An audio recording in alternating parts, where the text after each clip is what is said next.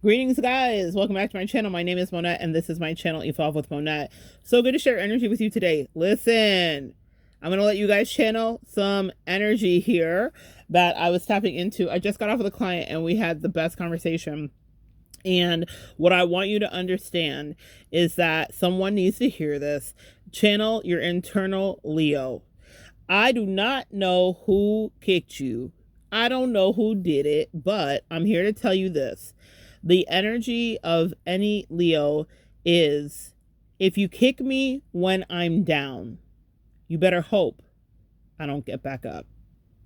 That's what I need you to take away today. My good sisses, my good queens, my good empresses, my high priestesses, my intergalactic, planetary, intergalactic, starship, galaxy, angels, whoever you are. If someone kicks you when they're down, they better, or when you're down, excuse me, they better hope you don't get back up. That's my Leo ethos, and a few of my Leo friends, we all agree. That is what I used when I went into spiritual warfare and battle. Or anytime. It's not just anything that happened, just it's like it's recently, it's like years ago, specifically years ago. That was what I used because I felt so very slighted, right? I felt so very abused. I felt so gaslit. And I knew that people were like relishing in that and enjoying me being down, whatever they perceive that to be. But there's a tenacity that comes inbuilt in me. That's just my energy. That's just my Leo energy. And there's a cockiness that is just under the surface. I keep it nicely covered up. Like when you're out in a forest and like a hunter will cover up the bear trap with the loose dry leaves. That's how I keep that energy underneath there. So people can sometimes step and they'll step into the snare. Don't get bit. Don't get bit. Don't get caught up in that, because we all have ego. We all have our own self-protective measurements. And people that will relish or have schadenfreude, which is taking delight in your pain when you are not in a good place, will never think that you will regain your strength and get back up.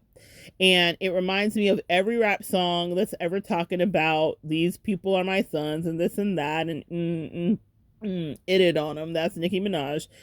That's the energy that sometimes you'll have to be in when you go through spiritual warfare. The last time I had real spiritual warfare was years ago. And I am so grateful that it was years ago, because it's exhausting. I wouldn't wish it on anybody, because you really have to become almost super scion with your intuition and senses to perceive people and what they're doing and what the truth is. And when I was dealing with that, I had mean girls really laughing and really wanting the worst for me, never thinking that the way that I would best them wasn't that I was going to be in their life or fight with them or be on their low vibration or go back and forth or get drunk with them and hit each other and all the craziness that they would do. I was just going to win at life. And I admonish you to do the same too. Or advise, maybe, not admonish. I advise you to do the same too. If someone kicked you while you were down, that's cool. Survey the land, look around, take a picture of their face photographically, and tuck it away and use it for fuel and get back up and prove exactly why you were nobody's donkey or mule. You better hope I don't get back up. You better hope that the way that you kicked me down was going to be enough, because the redemption arc, the villain origin story, yeah, it was at that moment. For me, about 4 or 5 years ago, someone did something. Guys, I talked about in another video asking for keywords, sometimes to release yourself, or asking for very specific clarity from your spirit team in order to know how you should move, because our angels are always listening. And when you ask for that, you'll get it. So I tested the universe at that time, and I wasn't sure if this person was a foe or a friend. And so I said, universe, let me understand.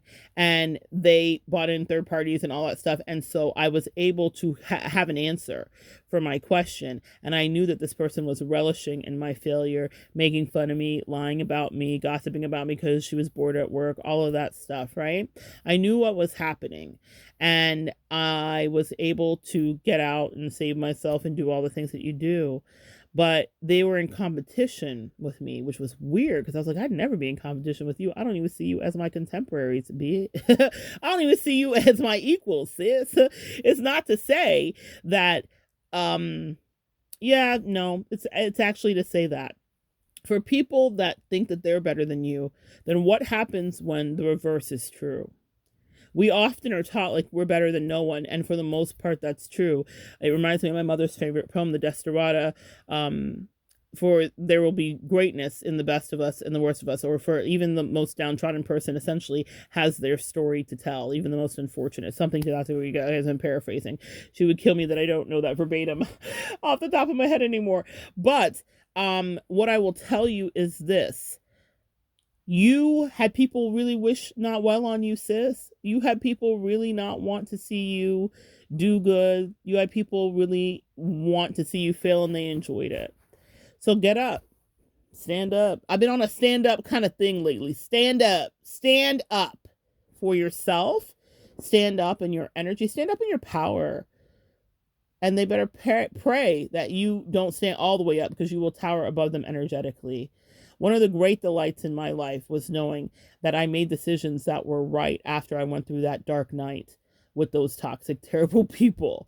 They were definitely teachers, y'all. So that part, now that the bitterness and the anger and all that's dissolved, and I don't give a damn about what's happening with them or where they at, I could care less.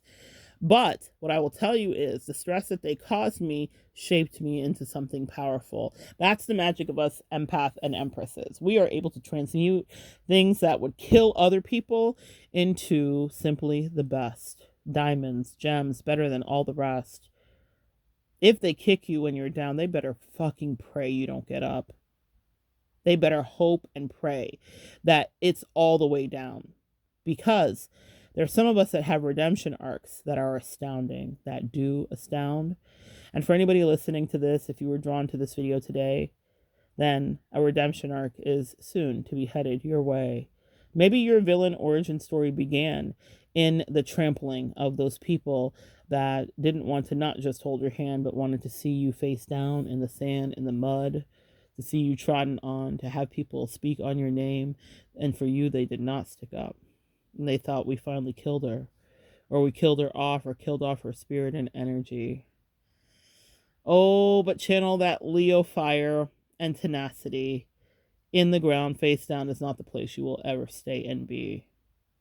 Now you're up. Now you stood up.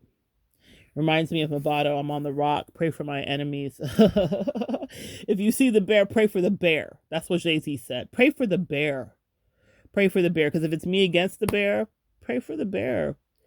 And that is where I want you to be in. That's the long stare. That's the long game. The long game is in a place where you know that you will be redeemed, and you know that you will have restoration brought back to your name and your sanity. And your best revenge is living so well in whatever capacity that is for you. But it's going to be better than whoever was trying you, because that's your karma. That's what that karma will do.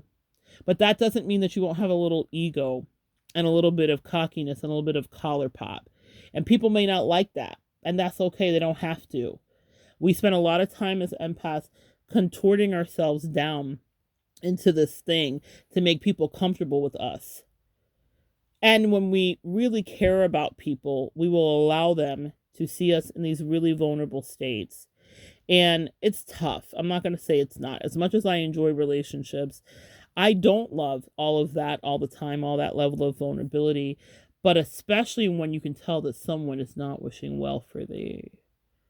Sometimes people like those people that I'm talking about, those covert, malignant narcissists from my past many, many years ago, will come into your life and they will want to have you be vulnerable so that they can use that against you. They can use it as a pressure point. They can find where your Achilles heel is at and then slice it with their knife and walk by you and ask you why you're crying, ask you why you're bleeding out. They will push you energetically downstairs of doubt. And they will watch you cry and try to stand up and work it out, not understanding that they were evil eyeing you and wishing for you to be filled with that doubt and wanting to go back and gossip about you to gain the most minimal Dollar Tree clout. I can't, someone needs to hear, because I'm out of this. This is not my reality. Thank God I have such delicious, lovely people surrounding me at this point in my life. But those people from the past, they did bring me strife and they wanted me to stay down. But I got back up. Now they're nowhere around, but I know they were praying that I would stay down. Have that power in you to understand that you will have a redemption arc. That is really God's plan. All right, guys, come back and join me next time and we'll continue to evolve together.